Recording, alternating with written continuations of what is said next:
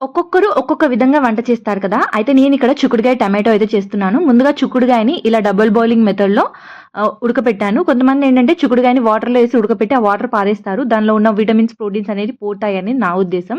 So, ఇక్కడ నేనైతే ఇలా చిక్కుడుగాయని ఉడకపెట్టుకున్నాను.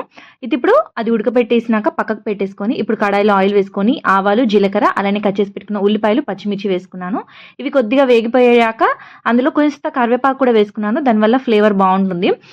ఆ తర్వాత అల్లం వెల్లుల్లి పేస్ట్ వేసుకొని, అది కూడా కొద్దిగా వేగిపోయాక పసుపు, అలానే కట్ చేసి పెట్టుకున్న ఒక 4 టమాటోలు వేసుకున్నాను. అయితే చిక్కుడుగాయ కొంతమంది ఈ ఉల్లిపాయలు వేగాక కూడా చిక్కుడుగాయ వేసి ఫ్రై చేస్తారు. దానివల్ల కొద్దిగా చిక్కుడుగాయ కొద్దిగా రఫ్‌గా అనిపిస్తుంది. అలా కాకుండా ఇలా చేస్తే సాఫ్ట్‌గా వస్తుంది.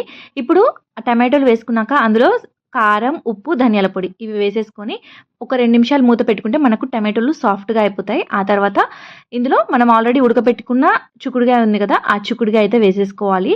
నేనిక్కడ సాల్ట్ ఎక్కడ యాడ్ చేయలేదు. ఫస్ట్ చిక్కుడుగాయ ఉడకబెట్టేటప్పుడు టమాటోలో వేసుకున్నాను కదా! కొద్దిగా సాల్ట్ అనేది అడ్జస్ట్ చేసేసుకొని ఒక్కసారి కలిపేసుకొని నా దగ్గర ఉల్లాకు ఉండే సో, ఉల్లాకు కూడా వేసేసుకుంటున్నాను. మళ్ళీ ఒకసారి కలిపేసుకొని మూత పెట్టేసి ఒక 10 నిమిషాలు ఉడకపెట్టేసుకోవాలి. నేను వాటర్ ఏమి యాడ్ చేయలేదు. ఆల్రెడీ చిక్కుడుగాయ ఉడకపెట్టేటప్పుడే అందులో వాటర్ అనేది ఫార్మ్ అయిపోయాయి. సో, ఆ వాటరే మనం మళ్ళీ ఎక్స్‌ట్రా వాటర్ యాడ్ చేస్తే అంత టేస్ట్ అయితే బావుండదు. అంతే ఫైనల్‌గా కొత్తిమీర వేసుకొని సర్వ్ చేసుకోవచ్చు. ఇది చపాతీలోకి, రైస్‌లోకి చాలా బావుంటుంది. ఒక్కసారి ఈ విధంగా ట్రై చేసి చూడండి. మీరు చిక్కుడుగాయ టమాటా ఎలా చేస్తారో కూడా కామెంట్ చేయండి. నెక్స్ట్ టైమ్ ఆ రెసిపీ అయితే చేస్తాను.